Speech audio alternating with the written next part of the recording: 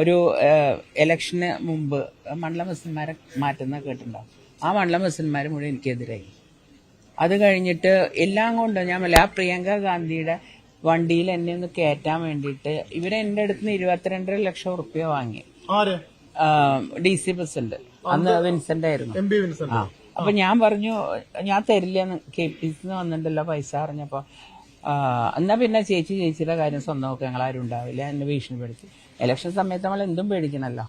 അങ്ങനെ ഞാൻ കൊടുത്തു. പക്ഷെ അത് കഴിഞ്ഞിട്ട് പ്രിയങ്ക ഗാന്ധി വന്നിട്ട് ഞാൻ ചോദിച്ചു എവിടുന്നാ കയറണ്ടേ ചോദിച്ചപ്പോ ആ ചേച്ചി അവിടെ വന്നാ മതി, എവിടെ സ്റ്റേജിൽ വണ്ടിയിലൊന്നും. അപ്പൊ ഞാൻ പറഞ്ഞു അങ്ങനെ ഞാൻ കയറൂട്ടോ, ഞാൻ പ്രശ്നമുണ്ടാക്കി. അപ്പോഴേക്കും അവിടെ നിന്ന് പുറപ്പെട്ട് ഞാൻ ഏത് കൂടെ വരണേന്ന് പോലും എൻ്റെ അടുത്ത് പറഞ്ഞില്ല, അറിയാം. അല്ലെങ്കിൽ ഞാൻ അവിടെ റോട്ടിൽ ഇറങ്ങി നിന്നേനെ എൻ്റെ സ്വഭാവത്തിന്. പക്ഷെ എന്നിട്ട് പിറ്റേ ദിവസം മനോരമ തന്നെ എഴുതിയല്ലോ പത്മജ ഔട്ട് പ്രതാപൻ ഇന്ന്, ഞാനല്ല എഴുതിയത്. ആ ഒരു അതില്ലെങ്കിൽ 22 ലക്ഷം രൂപ മേടിച്ചിട്ട് ചേച്ചി വണ്ടിയിൽ പോലും കയറ്റിയില്ല.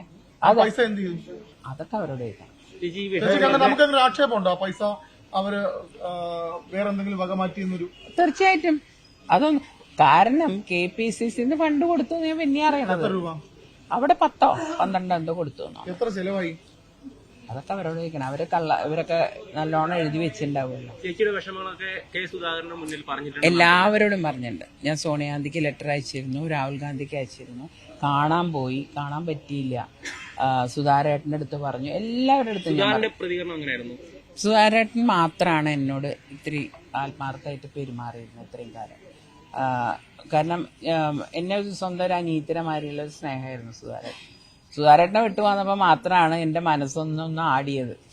വേറെ ആരുടെ അടുത്തും എനിക്ക് ഒന്നുമില്ല. അപ്പൊ സത്യം പറഞ്ഞാല് മുരളിയേട്ടനെ ഏട്ടനായിട്ട് ഇഷ്ടമാണ്. ഈ കഴിഞ്ഞ ദിവസം പത്മജയുടെ നിലപാടെന്നും ശരിയായിരുന്നു എന്നുള്ളതാണ് പറയുന്നത്. അങ്ങനെയാണെങ്കിൽ ഇപ്പോൾ എടുത്ത ഈ രാഷ്ട്രീയ നിലപാടിനൊപ്പം സഹോദരനും നാളുകളിൽ വരും എന്ന് വിചാരിക്കുന്നുണ്ട്. സഹോദരൻ മാത്രല്ല പലരും വരും. സഹോദരനും വരും. അതൊന്നും എനിക്കറിയില്ല. ആള് പറഞ്ഞ മാതിരി ആളുടെ മനസ്സ് മാത്രം കൂടെ ഇത്ര കാലം ജീവിച്ചിട്ട് എനിക്ക് മനസ്സിലായി. 3 പാർട്ടി പോയ ആളാണ്. സ്വാഭാവികമായിട്ടും കോൺഗ്രസിൽ നിന്ന് ഒരു തിരിച്ചടി ഉണ്ടായാൽ മാറി ചിന്തിക്കേണ്ടി വരും. ആൾക്ക് അതിനൊന്നും ബുദ്ധിമുട്ടും മടിയൊന്നും ഇല്ലാത്ത ആളാണ്.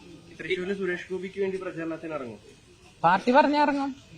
പാർട്ടി പറഞ്ഞാൽ തീർച്ചയായിട്ടും ഇറങ്ങും. പുതിയ ബന്ധുക്കൾക്ക് തുറന്നു കൊടുത്തേക്കാണോ? ആര്? ഞാനോ? അല്ല, ഞാൻ എന്റെ വീടല്ല. ശരിക്കും അച്ഛൻ എനിക്ക് തന്ന വീടാണത്. അപ്പൊ എന്റെ നല്ല മനസ്സുകൊണ്ട് ഞാൻ വിചാരിച്ചു ഞാൻ എന്തായാലും ഈ വീട് വിൽക്കാൻ പോകില്ല. അപ്പൊ പകുതി മുരളിയേട്ടന്റെ പേരിലും കിടന്നോട്ടെ, പകുതി എന്റെ പേരിലുമാണ്. ഈ കഴിഞ്ഞ ദിവസം